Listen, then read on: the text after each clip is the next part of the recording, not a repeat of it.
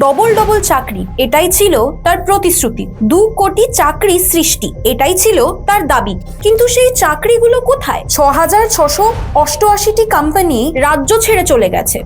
26,000 শিক্ষক এসএসসি নিয়োগ কেলেঙ্কারির পর চাকরি হারিয়েছেন।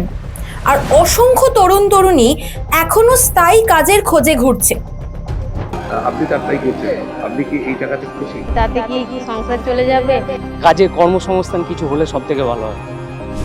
1500 টাকায় একটা বেকার ছেলের আজকালকার দিনে চলে না। ইন্ডাস্ট্রি আসলে তো অবশ্যই ভালো লাগতো, কারণ ইন্ডাস্ট্রি হলে সবার চাকরি কর্মসংস্থান একটু ভালো হতো। মাসিক ভাতা কখনো কর্মসংস্থানের বিকল্প হতে পারে না।